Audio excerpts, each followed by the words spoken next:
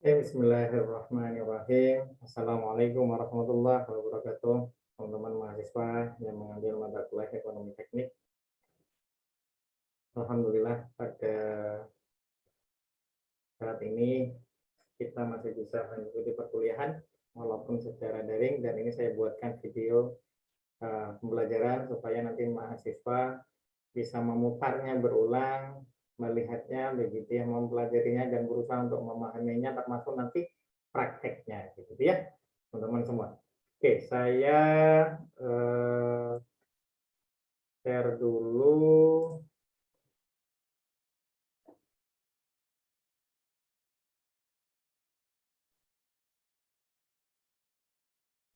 Bentar ya teman-teman ya. Oke.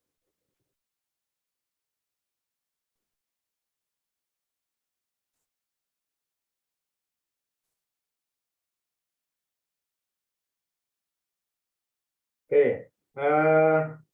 Hari ini kita akan belajar tentang klasifikasi biaya, cash flow, dan laba rugi. Itu ya teman-teman ya.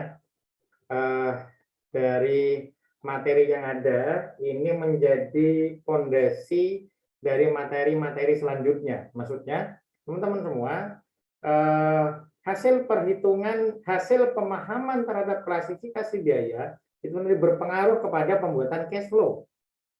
Gitu ya. Output dari pembuatan cash flow itu akan memberikan manfaat untuk pembuatan laba rugi. Ketika kita benar membuat laba rugi, maka pada ujungnya kita nanti bisa membuat kelayakan bisnis, payback period, dan net present value. Atau kalau mau dilengkapi nanti bisa tambahi internal rate of return, begitu ya. Nanti kita lihat perkembangan teman-teman. Jadi ini dengan adanya video pembelajaran, saya berharap mahasiswa nanti bisa lebih mudah untuk memahami tentang klasifikasi biaya, cash flow, dan laba rugi ya teman-teman semua. Oke. Peta pembelajaran seperti apa? Seperti yang saya sampaikan tadi, kita akan bicara tentang, kita akan diskusi tentang klasifikasi biaya dulu. Nanti akan ada tentang cash flow, dan ujung-ujungnya adalah ke laba rugi ya teman-teman ya. Karena ini menjadi sesuatu hal yang saling keterkaitan. Dan dari pemahaman ketiga itu nanti akan berpengaruh kepada kelayakan bisnis. Break even point gitu ya. Kalau break even point mungkin tidak dari cash flow ya. Tapi paling tidak dari klasifikasi biaya akan sangat-sangat bermanfaat di sana gitu ya. Dan nanti ada payback period dan net present value. Kelayakan lain ada sebetulnya teman-teman, tapi kita lihat waktu dan perkembangannya nanti ya. Pengalaman sebelumnya biasanya saya fokus ke tiga ini karena memang di dalam realitasnya ketika kita berhubungan dengan pihak lain, kalau perusahaan kita belum besar, minimalnya dibutuhkan ini. Termasuk ketika teman-teman membuat misalkan nanti proposal untuk PPBT dari Kemenristek, itu biasanya tiga poin ini saja kok yang paling utama. Gitu ya. Oke, kita mulai dari pengelolaan proyek atau bisnis. Di dalam pengelolaan proyek atau bisnis, di sana ada yang namanya planning, organizing, evaluating, and controlling. Termasuk di sini yang tidak kalah penting adalah bagaimana di dalam pengelolaan keuangan. Ya kan?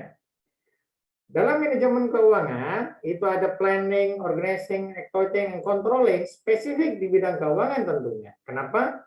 Karena dengan keuangan kita bisa mengetahui kinerja bisnis sesungguhnya. Maksudnya, kita bisa tahu sebetulnya bisnis kita ini menguntungkan atau tidak, merugikan atau gimana. Terus proyeksinya ke depan seperti apa. Sehingga kita bisa memberikan tindakan preventif. Kalau ini sudah membahayakan, ya sudah begitu ya, bisa kita apa namanya bahasanya ya, bisa kita tutup bisnis itu. Kita akan terus merugi atau ya sudah kita cukupkan kerugian kita, begitu ya teman-teman ya.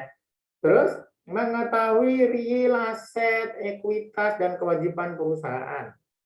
Aset itu biasanya berhubungan dengan aset tetap ya, ataupun tangible gitu ya. Cuman ada beberapa aset kadang bisa diinikan ke intangible. Apa contohnya? Merek gitu, sesuatu yang intangible begitu ya, SOP, bisnis proses yang sudah valid misalkan begitu. Kalau ekuitas itu sebetulnya kemampuan bayar dari kita ya teman-teman ya. Dan kewajiban perusahaan itu berhubungan dengan apakah perusahaan yang punya hutang ataukah piutang saja begitu ya teman-teman. Oke, di dalam manajemen UMKM, keuangan pribadi harus dipisahkan dari keuangan perusahaan. Nah, ini memang jadi tantangan ya, termasuk saya pribadi juga begitu ya, memang agak susah ya teman-teman ya. Tapi ini yang harus kita lakukan supaya kita jadi tahu bahwa sebetulnya bisnis kita ini menguntungkan atau tidak. Jangan sampai kita, oh ini kan pegang uang banyak, padahal itu uang pribadi, gitu. Bukan uang dari hasil bisnis itu sendiri, gitu ya teman-teman. Oke, laporan keuangan, prinsip dasarnya semua laporan, semua transaksi itu dicatat. Nah, di sana ada 3 jenis laporan keuangan sebetulnya, tapi saya mungkin tidak akan bahas semua, walaupun tergantung perkembangan juga nanti kalau di dalam perkuliahan ini kawan-kawan membutuhkan untuk itu, nggak usah khawatir, ditanyakan saja ya. Nah, pertama neraca. Neraca itu kaitan dengan posisi keuangan. Ada balance sheet lah bahasanya, begitu ya. Di sana ada kas, aset, kewajiban, dan modal. Jadi harus imbang antara kiri dan kanan atau atas sama bawah. Gitu ya, teman-teman. Nanti next akan ditunjukkan neraca itu seperti apa. Tapi di dalam perkuliahan ini kita akan fokus di 2 hal terakhir. Pertama adalah laba rugi, yang kedua adalah cash flow. Begitu ya. Laba rugi itu apa? Laba rugi adalah kinerja keuangan bisnis atau proyek. Menghasilkan laba atau rugi loh, Pak, kok rugi? Iya, karena di dalam bisnis boleh kok rugi. Yang tidak boleh itu cash flow-nya negatif. Gitu ya. Karena apa? Usaha rugi nggak apa-apa selama modalnya masih ada. Dan modal itu bisa nutup kerugian itu. Gitu ya, teman-teman ya. Terus cash flow itu adalah real transaksi kas keluar dan masuk. Pencatatan transaksi real kas keluar dan masuk. Gitu ya. Nanti ke belakang teman-teman akan tahu apa itu perbedaannya. Gitu ya. Oke. Cash flow tata aliran uang masuk dan keluar per periode waktu pada suatu perusahaan. Jadi bisa cash flow dalam 1 tahun, cash flow dalam 2 tahun, cash flow dalam 3 tahun, begitu ya. Silakan saja. Saya pribadi, saya pernah membuat cash flow karena tuntutan perizinan itu sampai 5 tahun. Gitu ya, teman-teman ya. Jadi, Pak, kok sampai 10 tahun ya? Wajar lah. Apalagi kalau kita mau melakukan peminjaman personal, misalkan di perbankan, itu kita tetap perlu membuat cash flow. Di dalam cash flow itu ada 2, cash inflow dan cash outflow. Cash inflow itu umumnya berasal dari penjualan produk ataupun jasa perusahaan kita. Kalau cash outflow itu semua pengeluaran, baik cost maupun expense. Bedanya apa? Cost itu sebetulnya biaya yang keluar dan dimungkinkan ada tingkat pengembalian. Kalau expense itu pengeluaran yang tidak memungkinkan ada pengembalian. Misalkan beli bahan baku itu masuk ke cost. Tapi kalau tunjangan kesehatan itu masuk ke expense. Karena kan tidak mungkin dari tunjangan kesehatan nanti akan menghasilkan sesuatu. Tapi pada dasarnya kedua-duanya samalah. Kita apa namanya? Filosofi di dalam engineering itu ya, di dalam ekonomi teknik itu yang penting kalian tahu apa itu pengeluaran. Di dalamnya ada cost, ada expense. Kita tidak perlu memperdebatkan itu semua. Gitu ya, teman-teman semua. Terus laporan arus kas itu intinya adalah kas masuk dikurangi kas keluar. Bisa naik, bisa turun. Ya kan? Ada 3 jenis arus kas yang perlu dipahami oleh teman-teman semua. Pertama, arus kas dari kegiatan operasi. Sering digunakan bank dan investor begitu untuk menilai kelayakan kredit. Nah, arus kas kegiatan operasi itu berhubungan dengan bisnisnya. Jadi sebetulnya bisnisnya itu menghasilkan atau enggak dari arus kas ini. Gitu ya, teman-teman ya. Terus yang kedua, arus kas investasi. Arus kas investasi itu adalah arus kas yang berhubungan dengan pengadaan peralatan atau apapun yang memberi manfaat kepada perusahaan lebih dari 1 tahun.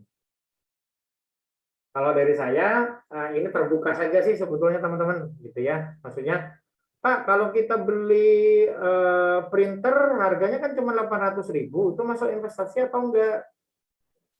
Dikembalikan lagi ke yang punya perusahaan. Mau dimasukkan ke kegiatan investasi atau ke kegiatan operasi. Kalau kegiatan operasi berarti nanti masuk ke dalam perhitungan laba rugi. Tapi kalau masuk ke dalam kegiatan investasi, nanti masuk ke penyusutan gitu ya. Masuk juga ujung-ujungnya ke laba rugi sebetulnya. Gitu ya teman-teman ya. Terus arus kas dari kegiatan pendanaan. Kegiatan pendanaan itu berhubungan begini. Dapat dari mana ini dananya? Pinjam ataukah hibah? Ataukah modal dari pemilik perusahaan? Kan gitu kan? Kalau pinjaman nanti ada pengembalian enggak? Pengembalian berapa? Nah, itulah berhubungan dengan kewajiban perusahaan. Gitu ya. Kalau nanti connecting ke neraca. Atau bisa dihubungkan juga misalkan ada orang beli, kita sudah terima. Gitu ya. Itu bisa masuk ke kewajiban perusahaan karena kita belum ngirim ya, belum ngirim apa namanya hasil pekerjaannya kita, itu bisa masuk ke sana. Tapi itu terpisah dari kegiatan pendanaan yang tadi itu masuk ke dalam kegiatan operasi teman-teman. Itu ya. Oke, terus pembagian pencatatan biaya, ya kan? Nah, kalau saya biasanya membaginya pencatatan biaya itu ada dua, biaya umum atau support, sama biaya operasional atau project. Apa saja biaya umum atau support? Biaya umum atau support terdiri dari biaya yang tidak melekat langsung kepada project, seperti sewa tempat, PLN, air, SDM admin, dan sebagainya. Nah, ini pun juga kembali lagi tergantung justifikasi dan jenis usaha dari masing-masing perusahaan. Kalau ternyata misalkan apa namanya ya, usahanya jualan air, maka air itu bisa masuk ke biaya operasional atau biaya proyek, bukan biaya umum, teman-teman, gitu ya. Karena itu menjadi bahan baku, benar nggak?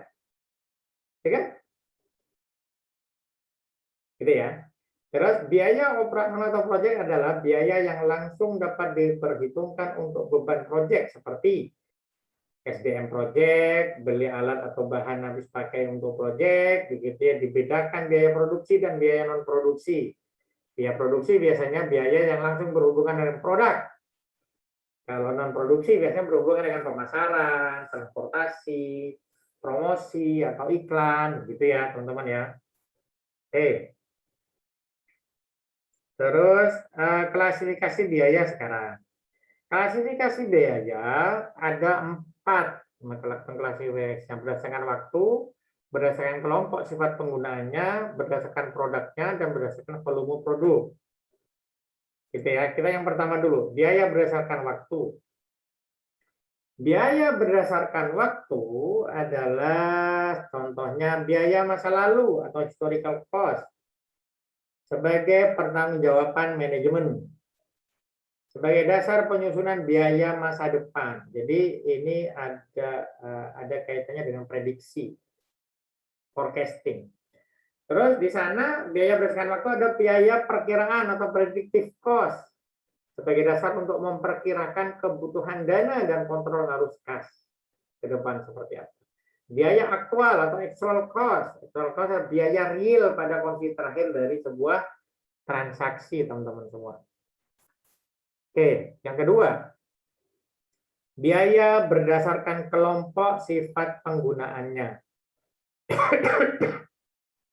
Apa saja?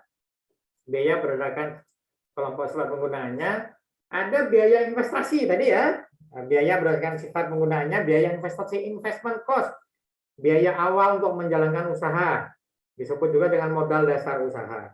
Tapi ada juga kadang investasi itu bukan hanya di awal usaha, di pertengahan jalan ternyata oh buka cabang baru misalnya gitu ya, itu kan ada investasi lagi. Atau yang awalnya punya satu kompor, ternyata di dalam perjalanan kok laris banget. Setelah 3 bulan belilah 2 kompor, jangan ada investasi lagi. Jadi tidak hanya terjadi di awal saja sebetulnya ya teman-teman ya. Biaya operasional atau operasional cost berhubungan dengan pembelian bahan baku produk, gaji karyawan, administrasi usaha, dan marketing. Sedangkan biaya perawatan adalah perawatan rutin atau periodik dan insidental. Jadi bahkan sekarang biaya perawatan ini bisa dikonektingkan juga dengan biaya risiko. Oke, klasifikasi biaya berdasarkan produknya. Apa? 1. Biaya langsung adalah biaya yang dapat ditelusuri langsung atau diidentifikasi ke suatu objek biaya tertentu karena hanya dikeluarkan untuk manfaat objek biaya itu sendiri. Contoh, gaji karyawan bagian kantor atau toko, biaya listrik untuk pabrik, ya kan? Atau biaya perlengkapan untuk toko, biaya bahan baku untuk produksi, itu masuk biaya langsung. Biaya tidak langsung adalah biaya yang dikeluarkan untuk lebih dari satu objek biaya dan tidak dapat ditelusuri langsung ke objek biaya tertentu. Misalkan, biaya sewa gedung yang digunakan oleh beberapa departemen, di sana ada untuk produksi, ada untuk pemasaran, gitu ya, ada untuk customer relationship, whatever. Biaya iklan untuk berbagai macam atau jenis produk, misalkan iklannya sekali tapi mengiklankan semua produk. Gitu ya. Bisa saja begitu sebetulnya teman-teman. Jadi misalkan saya ngiklan ya untuk SD, kalau untuk PAUD bisa begitu. Maka itu menjadi biaya tidak langsung ya teman-teman semua. Oke. Selanjutnya adalah biaya fabrikasi, factory cost, biaya bahan langsung dan tidak langsung, tenaga kerja langsung dan tidak langsung, dan biaya lainnya. Terus ada biaya komersil, ada commercial cost, biaya administrasi, marketing, pajak, dan sebagainya. Fungsi perhitungan biaya ini adalah untuk penentuan HPP dan harga jual. Makanya tadi saya jelaskan di awal. Kalau kita sudah paham jenis-jenis biaya, maka nanti kita akan bisa menentukan HPP-nya, termasuk menghitung harga jualnya. Oh ya Allah, maaf ya teman-teman ya. Oke, gitu. Nah, klasifikasi berdasarkan volume produk apa saja teman-teman. Ada biaya tetap atau fixed cost, biaya listrik, sewa tempat, cleaning service. Oh, biaya-biaya yang tidak berubah dengan adanya perubahan produksi. Ya kan? Tidak secara langsung berhubungan gitu ya. Tapi kalau biaya variabel, biaya yang langsung melekat ke produksi, misalkan biaya untuk beli bahan baku, kalau mau bikin baju satu butuhnya 1 meter, kalau bikin 10 baju ya butuhnya 10 meter kan gitu kan. Di sana juga ada biaya tenaga kerja langsung, biaya bikin produknya, bisa masuk ke dalam biaya variabel. Nah, yang masuk ke biaya tetap apa? Biaya yang tidak langsung bisa dilekatkan ke proyek, misalkan ada biaya admin support, bisa ke sana. Atau biaya semi variabel teman-teman, jika peralatan produksi memiliki batas produktivitas sehingga perlu menambah kapasitas. Nah, itu bisa masuk ke biaya semi variabel.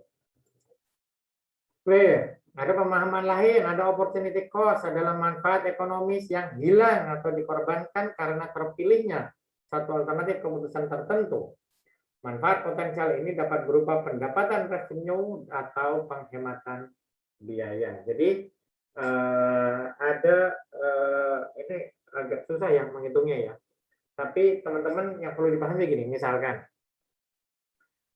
ketika lulus dari SMA kita langsung kuliah, pengennya segera lulus, terus nanti bisa dapat kerja, misalkan ya. Terus kita habis lulus jalan-jalan dulu aja deh, gitu ya.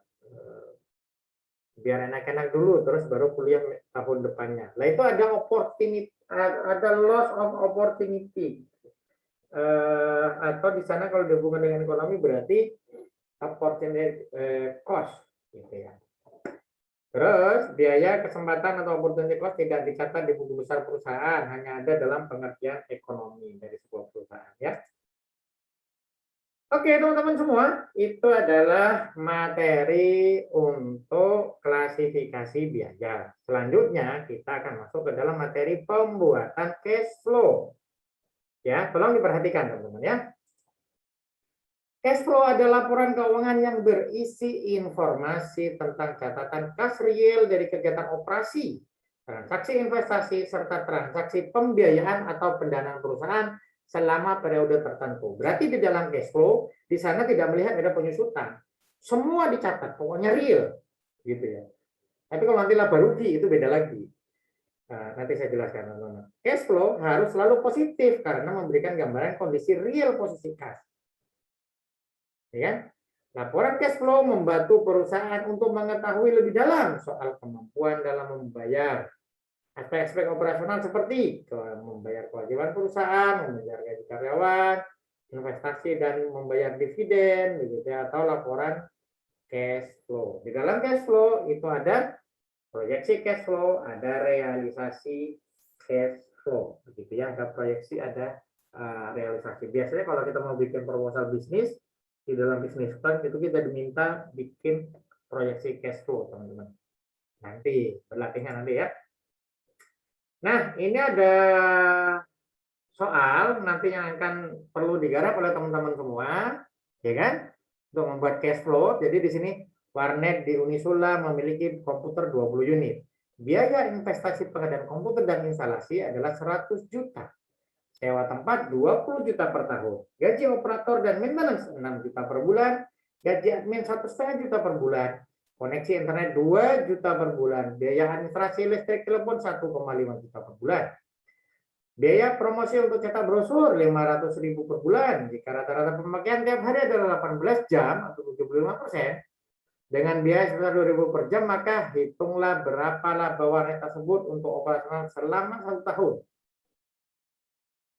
Paham ya? Jadi diminta menghitung labanya selama 1 tahun. Gitu ya. Berarti membuat laba rugi, teman-teman semua. Berapa biaya tetap atau biaya variabel dan biaya langsung atau tidak langsung? Nanti jangan jawab, sebutkan aja biaya tetap apa, biaya variabel apa, biaya langsung apa, biaya tidak langsung apa. Lihat teman-teman ya. Berapa jam rata-rata pemakaian akan menutup semua biaya? Silahkan dibuat cash flow-nya. Itu ya teman-teman. Oke, sekarang membuat proyeksi cash flow. Bagaimana? Proyeksi cash flow disusun untuk memberikan gambaran kebutuhan pendanaan dan operasional perusahaan. Proyeksi cash flow memberikan gambaran kesehatan operasional perusahaan. Kesehatan operasional perusahaan itu maksudnya begini. Jadi apa namanya ya? Kita untuk operasional sebetulnya butuh cash berapa? Ya, butuh gaji karyawan, butuh untuk kesehatan atau apapun itu. Kita butuhnya berapa? Kita punya gambaran kalau kita punya proyeksi cash flow. Proyeksi cash flow menjadi hal wajib yang perlu disusun perusahaan dalam hal pengajuan pendanaan baik ke venture capital maupun perbankan, termasuk program inkubasi. Itu ya teman-teman ya. Nah, proyeksi cash flow biasanya disusun untuk 1 sampai dengan 3 tahun ke depan. Biasanya. Tergantung perbankan. Kalau saya pernah bikin proyeksi cash flow 5 tahun. Karena apa? Karena itu persyaratan dari Disdik ketika kita mau mendirikan SD. Gitu ya. Format dasar cash flow ada pendapatan, ada pengeluaran, di sana ada HPP dan beban umum, dan juga pendanaan modal dan investasi. Nanti saya beritahu formatnya ya teman-teman ya. Kita lanjutkan dulu. Ini formatnya, nanti Excel-nya saya ada ya. Pembuatan cash flow dapat dibuat dalam bentuk tabel pemasukan dan pengeluaran menggunakan format sebagai berikut. Oke, di sana ada pendapatan, ada pengeluaran, begitu ya. Terus ada biaya operasional atau HPP, terus ada biaya umum atau support, ya kan? pendapatan sebentar nih.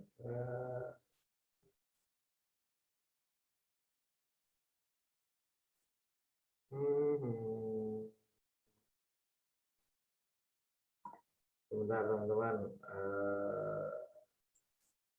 Tuh, analis.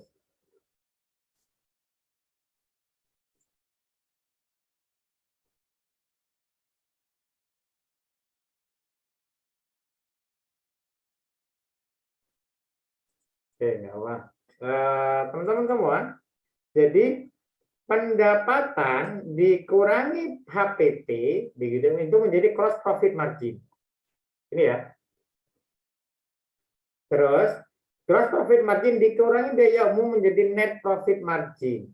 Di dalam cash flow, aktivitas pendanaan apa? Ini aktivitas operasi ini di atas nih. Aktivitas pendanaan apa? Modal usaha butuh berapa, investasi berapa, pengembalian hutang ada apa enggak? Nanti ada saldo. Saldonya berapa? Ya saldonya sesuai dengan transaksi itu saja. Saldo itu tidak boleh negatif ya teman-teman ya. Oke. Nah ini ada soal lain lagi gitu ya. Investasi yang dibutuhkan untuk mendirikan perusahaan baru sebesar 200 juta. Operasional bulanan terdiri dari gaji SDM support 5 juta, SDM bisnis 8 juta, kebutuhan ATK, listrik, bisnis dan listrik, telepon dan air 2 juta per bulan, kebutuhan operasional bisnis 35 juta per bulan. Ini gelondongan ya, teman-teman ya. Pendapatan perusahaan tahun pertama tahun ke-1 bulan pertama 25 juta, bulan kedua 50 juta, dan bulan seterusnya rata-rata 80 juta. Nah, buatlah cash flow pada tahun pertama jika modal awal sebesar 300 juta. Ya, teman-teman, nanti dikerjakan ya. Jika dari investasi ada nilai sisa 50 juta, buatlah laba rugi dari operasional pada tahun pertama perusahaan tersebut. C. Berapa modal minimal yang dibutuhkan supaya perusahaan dapat beroperasi? Nah, ini lebih menarik lagi nih ya. Di situ kebayang teman-teman, dengan kita membuat proyeksi cash flow, nanti kita bisa tahu sebetulnya usaha ini butuh dana berapa sih di modal awal. Itu ya teman-teman ya, jadi nggak ngawur juga. Oke, selanjutnya adalah pembuatan laba rugi. Pembuatan laba rugi apa namanya ya, berhubungan dengan pendapatan, pengeluaran, begitu ya, biaya operasi, biaya umum, terus di situ ada tambahan satu lagi, biaya penyusutan. Setelah biaya penyusutan ada lagi biaya pajak, gitu ya. Kalau ada waktu nanti kita bisa bahas itu tentang pajak ya teman-teman ya. Oke, penyusutan itu seperti apa di dalam laba rugi? Penyusutan itu adalah dasarnya dari peraturan pajak, gitu ya. Tapi sebelum saya masuk ke dalam penyusutan, ini soal lagi nih. Jadi ada 3 soal ya teman-teman ya. Soal ketiga, modal 400 juta digunakan untuk mendirikan perusahaan baru. Investasi yang dibutuhkan untuk operasional perusahaan tersebut sebesar 300 juta. Operasional bulanan terdiri dari gaji SDM support 5 juta, SDM bisnis 12 juta, kebutuhan ATK, listrik dan telepon air 3 juta, dan juga kebutuhan operasional bisnis 50 juta. Misalkan pendapatan perusahaan pada bulan pertama 50 juta, yang selanjutnya naik secara berkala rata-rata 10% per bulan. Nah ini kan asumsi, buatlah cash flow pada tahun pertama. Jika dari investasi nilai sisa 200 juta, buatlah laba rugi dari operasional perusahaan yang tersebut pada tahun pertama. Nah ini silahkan ya. Jika pada tahun kedua pendapatan atau rata-rata naik 10% per bulan dan pengeluaran naik 12% per bulan, buatlah cash flow dan laba rugi begitu ya perusahaan tahun kedua. Nah, perhitungan penyusutan gimana caranya teman-teman? Jadi ada 3 soal tadi ya, sudah lumayan itu kalau bisa teman-teman ya. Penyusutan itu menurut kantor pajak itu dibagi 4 kelompok. Kelompok 1, 2, 3, 4. Kalau kelompok 1 itu jika alat yang kita beli untuk pabrik itu bisa tahan sampai 4 tahun. Mungkin nggak Pak bisa tahan sampai 5 tahun, bisa saja. Tapi saran saya ketika membuat penyusutan, udah mengikuti aturan pajak saja. Kenapa? Karena ketika kita tidak mengikuti aturan pajak, maka nanti akan ketemu yang namanya revisi fiskal. Jadi misalkan Pak ini ada komputer, ini paling 2 tahun sudah nggak dipakai begitu ya. Penyusutan tak bikin 2 tahun saja ya, boleh. Tapi seharusnya, ini seharusnya ya, di dalam aturan pelaporan keuangan, nanti laporan keuangannya ada dua, laporan keuangan dengan cash flow, atau laporan apa rugi dengan apa namanya, penyusutan yang cuma 2 tahun misalkan, sama satu lagi penyusutan dengan 4 tahun gitu. Gitu ya teman-teman ya. Nanti mungkin enaknya pada saat praktek ya. Oke. Pencatatan cash flow secara grafik nanti seperti ini, bulan ke 0 kurangnya apa namanya, pengeluarannya berapa, tapi di tahap awal sebetulnya ada modal dulu nih berapa kan gitu toh, gitu ya teman-teman ya. Terus ada pemasukan pengeluaran pemasukan keluaran sampai akhir, di akhir ternyata ada masih dapat laba segini begitu ya, bisa-bisa aja begitu. Oke teman-teman semua, ini kita latihan soal. Ini saya latihan soalnya dari sini, teman-teman. Jadi untuk tugasnya itu berarti kan ada 3. Nanti saya open tugasnya. Saya minta tugasnya dikerjakan sebelum hari Selasa minggu depan. Nanti insya Allah saya akan setting maksimal hari Senin uploadnya, dan itu pun jam 3 sore. Itu ya teman-teman ya. Setelah ini ikuti saja video pembelajaran untuk pembuatan cash flow. Contoh pembuatan cash flow dan laba rugi ya teman-teman ya.